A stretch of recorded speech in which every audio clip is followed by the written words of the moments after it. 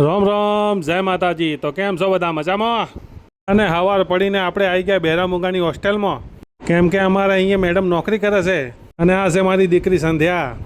અને હવે એને નિહાળ મૂકવા જાઉં છું અને આવી ગયો છું નિહાળમાં। ઘણા દિવસ પછી નિહાળમાં મૂકવા આવ્યો છું, કેમ કે હું અંબાજી ગયો હતો હેડતો। દૂર દૂર સુધી તડકો જ તડકો છે આજ તો, બહુ જ ગરમી પડે છે આજ તો।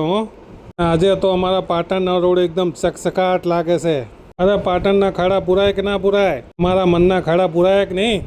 અને પછી આવી ગયા આપણે ઘેરે અને વંશભાઈ રમી રહ્યા છે બહાર। અને વંશભાઈ કે મારો વિડીયો કેમ નહીં ઉતારતા તમે?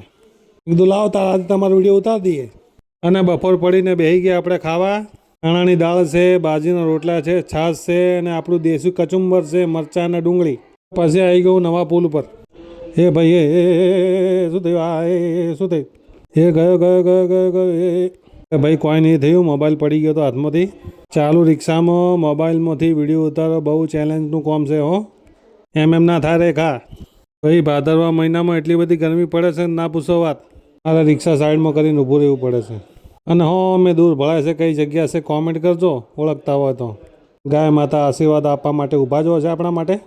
અને પછી હું આવી ગયો એમએન હાઈસ્કૂલના ગ્રાઉન્ડ ઉપર અને ક્રિકેટના છોકરા પ્રેક્ટિસ કરી રહ્યા છે ક્રિકેટની।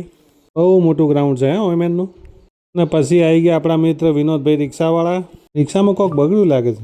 अरे देवा ये गड़बड़ है बाबा। અને આ છે આપણા મિત્ર ચેતનભાઈ। અને સ્કૂલ છૂટી ગઈ છે અને બધા છોકરા ધીરે ધીરે બહાર આવી ગયા છે। અને અમારા સંધ્યાબેન પણ આવી ગયા છે સ્કૂલથી છૂટીને। હેડો તાર ઘેર। અમારા હાર્દિકભાઈ સડો પહેરીને આવ્યા છે આજ તો। અને પછી હું આવી ગયો ટીડીએસસી સ્કૂલમાં, ગાડી છોકરા વોલીબોલ રમતા હતા। અને આ છે અમારા બહેરામુંગા શાળાના બધા બાળકો ના સાંભળી શકે છે ના બોલી શકે છે। એમના માટે એક લાઈક જરૂરથી કરજો કે આ બાળકો ચિંતામણી ગણપતિ મંદિર દર્શન કરવા જાય છે।